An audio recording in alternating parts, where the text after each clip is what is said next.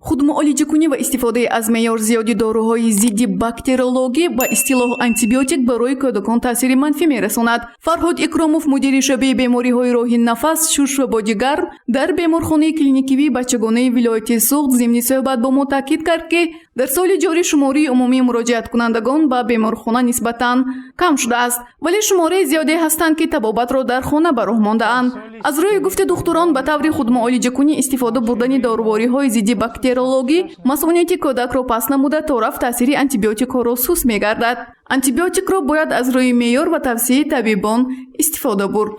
این کمبودی هست ҳозир дар байни аҳолӣ. онҳо ҳаракат мекунанд бо худашон, бо таъиноти худашон кӯдакашонро бо ҳар хел намудҳои антибиотикҳо ки онҳо фаҳмида миқдори доза чӣ хеле ки мегӯянд ё ки чанд рӯз давомнокии онро риоя накарда таъинот менамоянд ва ин ба он оварда мерасонад ки дар байни аҳолӣ кӯдаконе ки ба антибиотикҳо устувор пайдо мешаванд, яъне ки антибиотикҳо дар вақти лозимӣ ба онҳо таъсироти худро расонда наметавонанд, чунки организми онҳо ба ҳамин антибиотикҳо ки нодуруст истифода бурда мешавад устуворӣ пайдо мешавад.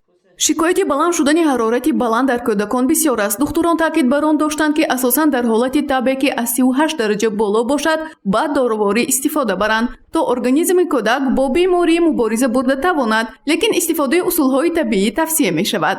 ба организми кӯдак ё ба организми бемор ягон агенти беруна ворид шудагӣ, сироят ё барангезанда ворид шудагӣ, нисбати он организм мубориза мебарад.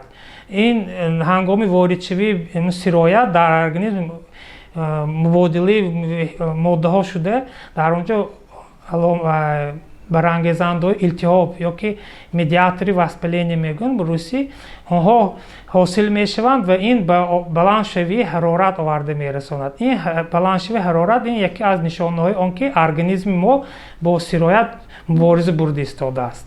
дар шӯъбаи бемориҳои роҳи нафас, шуш ва боди гарм имрӯз наврасони то 18 сола боло бистарӣ ва табобат гирифта истодаанд. аз рӯи таҳлилҳо дар соли ҷорӣ шумораи гирифторон ба бемории илтиҳоби шуш афзоиш ёфтааст. соли 2019 дар байни кӯдакон 109 ҳолати илтиҳоби шуш мушоҳида шуда бошад. дар 6 моҳаи соли 2020 ин шумора ба 125 нафар расидааст.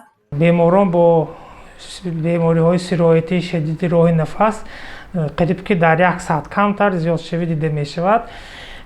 ин вобаста аз он ки қисми асосии беморон ин дар марказҳои саломатӣ табобат гирифта, дар ҳолатҳои пайдошавии оризаҳои вазнин онҳо ба беморхона муроҷиат мекунанд ё ки аз тарафи марказҳои саломатӣ рохат дода мешавад ва дар шӯъбаи бемориҳои роҳи нафас ва шуш онҳо бистарӣ мегарданд. дар 6 моҳаи соли 2019 дар шӯъбаи роҳи нафас, шуш ва боди гарм 644 нафар бистарӣ шуда буданд. дар 6 моҳаи соли 2020 бошад 466 нафар бистарӣ ва табобат гирифтаанд.